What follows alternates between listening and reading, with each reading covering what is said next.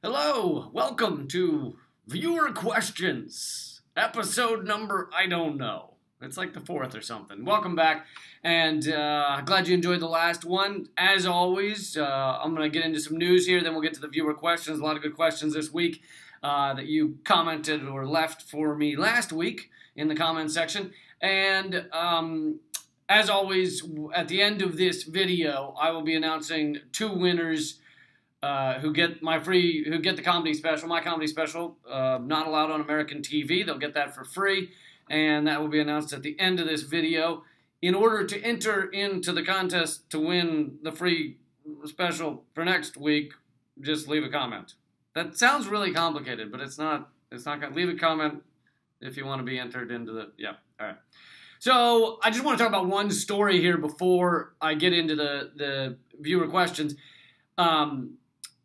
I'm just going to spend it on what's going on with Julian Assange because this is kind of breaking today and a little yesterday. I didn't have time to get it into Redacted Tonight this week, so you won't hear it on Redacted Tonight, but Julian Assange's expelment, which is not a word, he's going to get it seems likely he'll be expelled from the Ecuadorian Embassy very soon. This is coming from WikiLeaks. They say yesterday evening. Well, it depends on when you're watching this. So I need to stop saying today or yesterday. But depending on when you're watching this, Thursday evening, they said, breaking, a high-level source within the Ecuadorian state has told WikiLeaks that Julian Assange will be expelled within hours to days, using the INA Papers offshore scandal as a pretext, and that it already has an agreement with the UK for his arrest. So WikiLeaks is saying high-level Ecuadorian people are telling them that he will be expelled and arrested by the UK government because, as you know, he's basically imprisoned in the Ecuadorian Embassy for many years now. He entered the embassy in 2012 seeking asylum from his prosecution on what ended up being false rape charges. They were all dropped, and it's all been dropped by Sweden. Sweden was the one that initially brought the charges, but now all of that is gone because there wasn't any evidence there. And he still feels he will be extradited to the United States, where there's a grave risk he will be prosecuted for publishing leaked documents. And we'll get into that in 1 second. Let's see. So the INA Papers that I mentioned in that tweet, Ecuador's president, Moreno. Sorry, I'm a little off today. Sorry about that. A little slow. It's one of those days. Things are just not clicking as fast as they were. Is that the word, clicking? What's the word where something clicks? Clicking. Ecuador's president is going through a scandal right now, and part of the reason that they think he wants to expel Julian Assange right now is because it's a distraction from the INA Papers scandal. So that's what WikiLeaks is saying. WikiLeaks also tweeted the corruption investigation opened against Ecuador's President Moreno after purported leaked contents of his iPhone and Gmail were published. The New York Times reported, good old, propaganda rag New York Times, even they reported that Moreno tried to sell Assange to the United States for debt relief.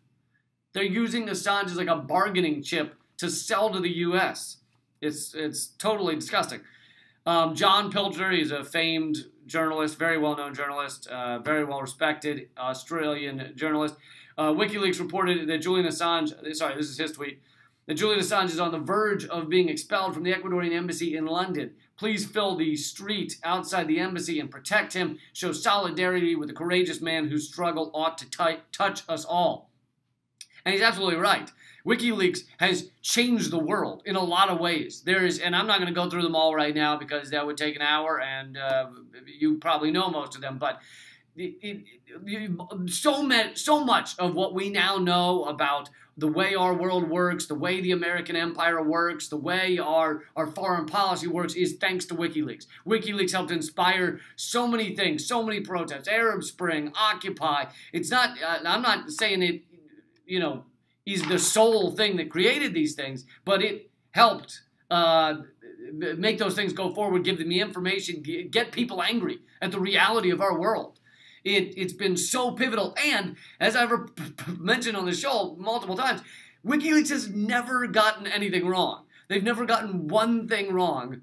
And because my phone went off, now all of you are checking your phones, I'm sure. Because you hear a bing, and we're fucking mice in a goddamn rat race, aren't we? We mice in a rat race. I like that. You hear a bing, and now I gotta raise your hand right now if you picked up your phone because you heard my bing. We get a bing, and we're like, oh, something binged. I heard a bing. We are fucking pathetic. We are animals that have been. Never mind. Getting off the topic here. So I want to say just a couple of more things about Julian Assange's imprisonment in the Ecuadorian Embassy. There's a serious risk, like near certainty, that if he walks out the doors of the Ecuadorian Embassy, he will be arrested and imprisoned for like the rest of his life in the United States or somewhere. And it is totally repulsive. This because he's a publisher. This is a guy who published content, as the Washington Post and New York Times and all the others have done with like the leaked Pentagon Papers that revealed the truth about the Vietnam War. So these publications have printed leaked documents before. This is not something new. And yet, because it's WikiLeaks, because it's more dangerous to the ruling elite than any of those other propaganda rags ever have been, they want to imprison him for life. It's incredible. And it doesn't matter. Some people go, well, he tweeted something about Trump that was good or positive, and I don't even know if he did, but they want to say like he supports Trump or he tweeted. It's like, who fucking cares? You're gonna let that decide whether you're, and actually Glenn Greenwald gets into this, so I'll save it for him. This is Glenn Greenwald writing for The Intercept. He says, if, as seems quite likely, the Trump administration finally announces that it intends to prosecute Assange for publishing classified U.S. government documents, we will be faced with a bizarre spectacle of U.S. journalists who have spent the last 2 years melodramatically expressing grave concern over press freedom due to insulting tweets by Trump about Wolf Blitzer or Chuck Todd, or his treatment of Jim Acosta. So they're upset about that, right? That's not press freedom. Trump insulted us. However, they're then possibly cheering for a precedent that would be the gravest press freedom threat in decades. So our fucking pathetic shill journalists, quoting me now, not Glenn, he doesn't use this kind of language, they are running around basically cheering for the arrest and indefinite persecution and imprisonment of Julian Assange while they act like they defend press freedom. That is they are going to be at risk. Every journalist would be at risk. Everyone speaking on television or in newspapers would be at risk of this kind of same treatment. It's amazing to see them either cheer it or just ignore it. They just won't talk about it. They'll act like it's not happening. Glenn Greenwald goes on, that precedent would be one that could easily be used to put those same journalists in a prison cell alongside Assange for the new crime of publishing any documents the U.S. government has decreed should not be published. When it comes to press freedom threats, such as indictment, would not be the same universe as name-calling tweets by Trump directed at various TV personalities. And this is when he gets into the fact that Julian Assange may have tweeted something you didn't like once upon a time. When it came to denouncing due process denials and the use of torture at Guantanamo, it was not difficult for these same journalists to set aside their personal dislike of al-Qaeda sympathizers to denounce the dangers of those human rights abuses, right? So you're upset when there's human rights abuses at Guantanamo Bay or done by our military overseas, even if it may be done to al-Qaeda sympathizers. It may be done to someone who has a big foam al-Qaeda #1 hand and they wave it around. But that doesn't mean you should be okay with human rights abuses. It doesn't matter what that person celebrates or cheers. You should still hate human rights abuses. So this is the same thing. He's saying the journalists understood that part, but now when it comes to Julian Assange, when it comes to free speech assaults, journalists are able to set aside their personal contempt for a person's opinions to oppose the precedent that the government can punish people for expressing noxious ideas. He's saying they should be able to do that, but they're apparently not, because right now, basically 0 journalists are standing up for Julian Assange. Glenn Greenwald, John Pilger, some of the ones who aren't allowed on the mainstream networks anymore. They're the ones that stand up. But in terms of mainstream corporate America networks, they are fucking showing no support for Julian Assange. So there's a couple of things you can do. And by the way, depending on when you're watching this, I don't know whether he could have been pushed out of the embassy already and arrested. You would know better than me because you're in the future and I'm sitting here in the past like a fucking idiot. Whereas if you're watching this in 2-3 days, good for you. You got one up on me. I mean, well, actually, could you tell me what happens? Could you maybe do this? Send me an email, predate it 3 days, and I'll get it now. And then I don't think Gmail has that feature yet. Just kidding. Don't use Gmail. Viewer questions. Let's get into some viewer questions. Oh, no. I was going to say, we can cut this out, right? Just cut all that out. Just cut it out. I was going to say things you can do about this situation with Assange. First of all, there are 2 Twitters you should follow, and they will have updates far better than mine, because I'm in the past, remember? Even if you're watching this an hour after I film it, I'm still in the past by an hour. So go to @Unity4J. That's Twitter, Unity, number 4, letter J. Another one is @AssangeMRS, @Assange Misses. That's his mother, all right? And she, or Unity4J, they will have the most breaking updates on what you can do, on actions you can take, on what's going on with Julian Assange. Some of the things you can do is, if you're in fucking London or Britain, if you want to make a drive, go down to London and sit outside the embassy and don't let them arrest him. Have a vigil actually physically by the Ecuadorian Embassy. Why not? Make it like a party. Get 1,000 people together and go have a fucking dance party in front of the Ecuadorian Embassy to support Julian Assange, all right? At least you'll be in the way of the cops. That's good. So that's one. Another thing you do is there's an online vigil. It's already going. The links, rather than listing all the links, just go to that Unity4J Twitter account, and you can find the links to the online vigil. Depending on how far in the future you are, it might already be over. But they have one every week, so even if it's over, you can catch the next one. So yeah, do those things. Support Julian Assange. Very important. Now let's get into some viewer questions. Let's see. Max Power 1234, which I feel like might have been Homer Simpson's name when he decides to change his name. There's a Simpsons episode where Homer wants a cool name, so he changes his name to Max Power. Feel like there is. Of course, I could be wrong, and this guy could just be a porn actor. But anyway, Max Power 1234 says, "Hey Lee, are there any plans or a possibility to do Redacted Tonight more than once a week? Like maybe eventually 5 days a week?" Heart. So here's the thing. I'm very tired, man. I can't do more. I fucking can't. The truth is, we're as comedy shows go, we are a skeleton crew. The number of people that work full-time on Redacted, meaning that is their all-week job, is 5. Okay? We do have more when we have cameramen and stuff when we actually film the actual show, but in terms of full-time working on Redacted, it's 5 people. And in terms of writing, I write all my own stuff. So I'm writing Redacted Tonight. I'm also Redacted VIP. I do those interviews, and then also Redacted VIP has another 10 minutes often of me straight to camera. I have to write or sometimes riff, all of that.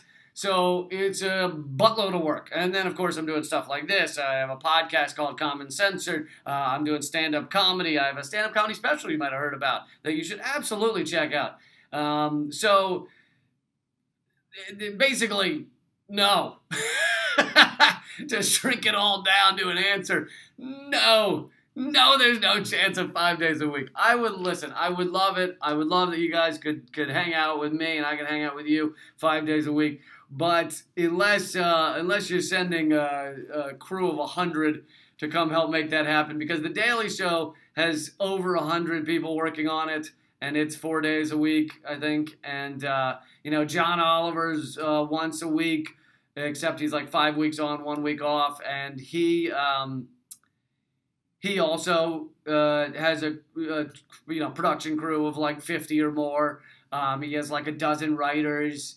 Most of these shows, if you see a comedy news show, there's a couple more on Comedy Central. Is Jim Jeffries still on? Maybe he has that comedy news show. I know he said in an interview he has 8 writers and a couple of producers making that happen. That's once a week. So if you're watching comedy news, just know those guys, all of them, have a bunch of writers. I'm not denigrating that. If someone offered me, hey, let's do a 5-day-a-week show, Lee, but we're going to hire you a team of writers and we'll make this happen and you'll still get final say and all that stuff, then sure, it could happen. But no one's making that offer because it would cost a lot of money. But yeah, so unfortunately, you're going to have to stick with. But here's the thing, though. If you do want a little bit of my news and what's going on every day of the week, you can almost get that. You got one night you listen to Redacted Night, all right, that's Monday. Tuesday you watch Redacted Night VIP, all right, so that's 2 nights. Wednesday you listen to my podcast Common Censored, so that's 3 days right there. Thursday you watch this viewer question right here, so that's 4 days a week. And then Friday you read my Truthdig article, which I don't do every week, but I do every couple weeks. So there's another one right there. Yeah. So there you go. There's your full week. All right. Stop asking for more. You're being greedy. I really wish I could. I wish I could do 5 days a week. It's impossible. Okay. Judy, and then on the weekend you watch my comedy special and you just keep watching it every weekend. Did I mention I have a comedy? Okay, I'm gonna stop. So Judy Meyer says, "Why have 2 parties? They're both the same." Agreed. Next question. But actually, to answer your question, why do we have 2 parties that are the same? Because that's the key. The illusion of choice. That's what's so fucking brilliant, is to tell people, yes, you have these 2 parties. They're so very different.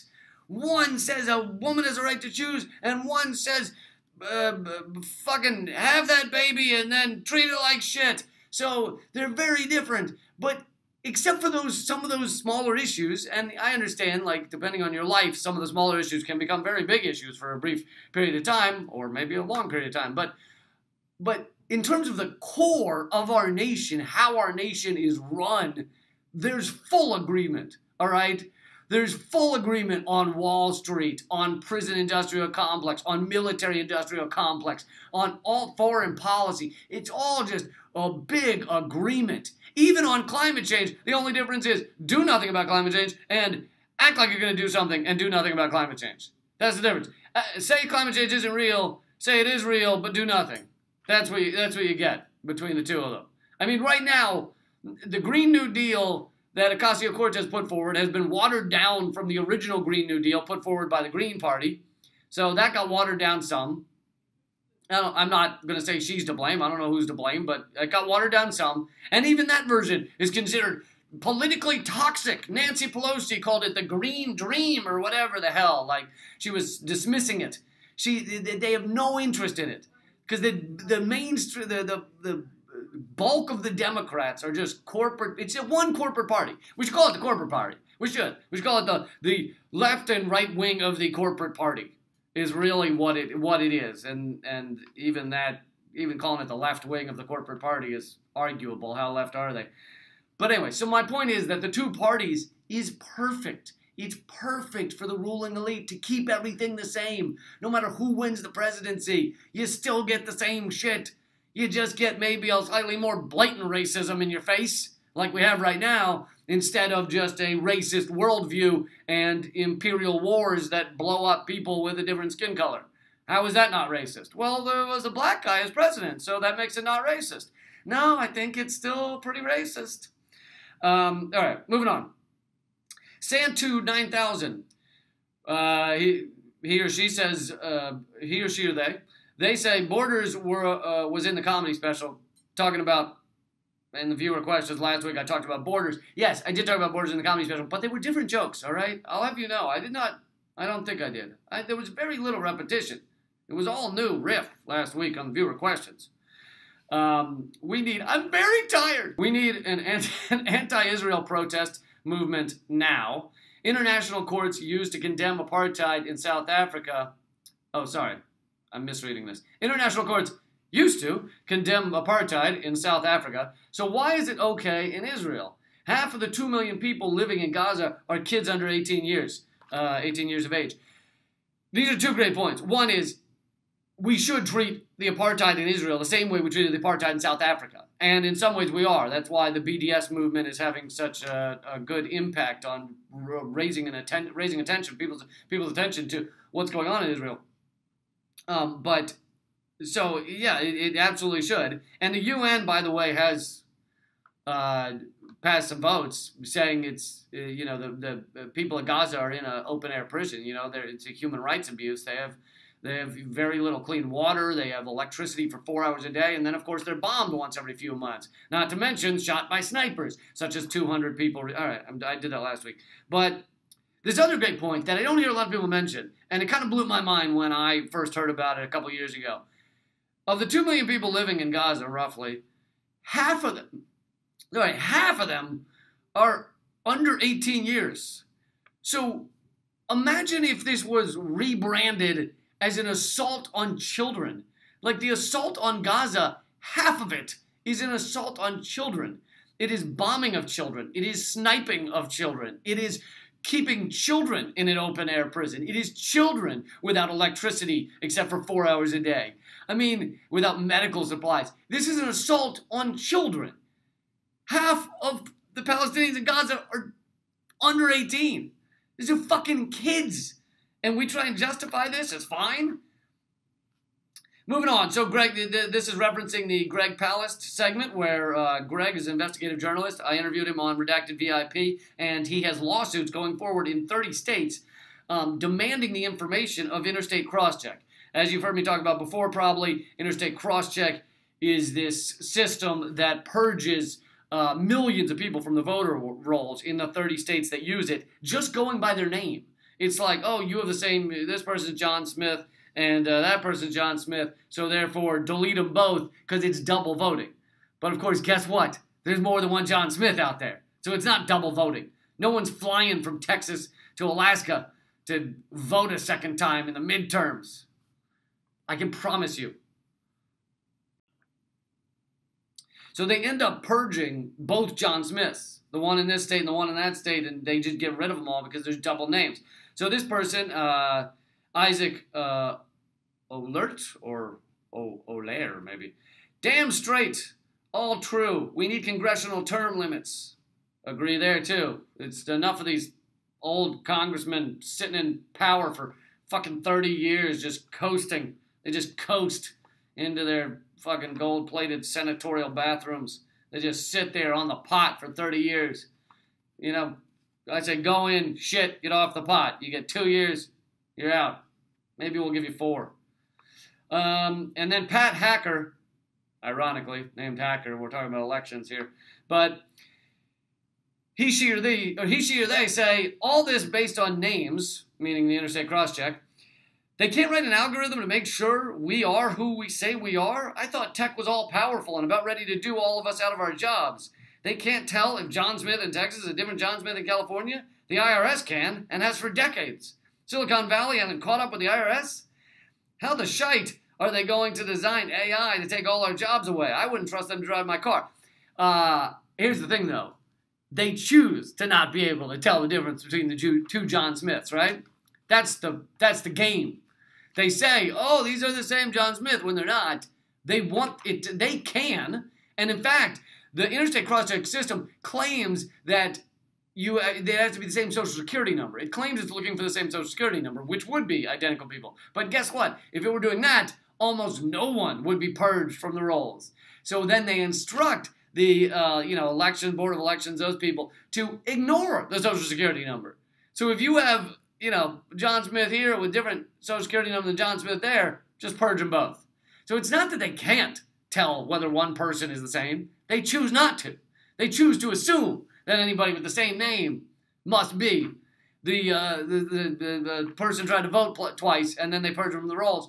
And you might wonder, shouldn't that affect Republicans and Democrats equally? Shouldn't that affect black and white people equally? Actually, no, because it turns out that black communities or black people have more commonly have similar names and similar last names, such as like Roberts or something. But and it's also the same with Asian families, but there's less of that in white populations. So basically, they try and cut off names that are more common in black, Hispanic, Asian communities in order to purge those voters. So it heavily impacts more Democrats and not white people. That's who gets purged the most from interstate crosscheck. Okay, so that is it for viewer questions. The winners from last week's getting the free comedy special are Amanda Red Eagle and Robert Deskins. Amanda Red Eagle and Robert Deskins. So in order to get your winnings, in order to get your free viewing of my comedy special, you just have to email leecampledger@protonmail.com. We'll throw that on the screen for you, leecampledger@protonmail.com. Just email there, say that you won the contest, and we'll send that to you. And for everybody else, if you want to get the comedy special and you don't want to wait to see if you won, then go over to leecampcomedyspecial.com. You can actually watch the first 10 minutes of the comedy special for free right now. You just click play over at leecampcomedyspecial.com and check it out there.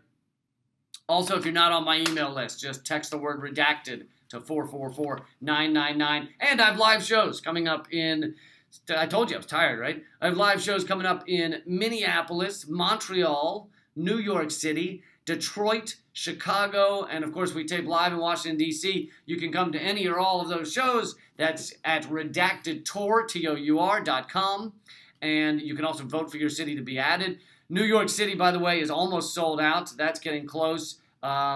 Detroit, I think, is also getting pretty close to sold out.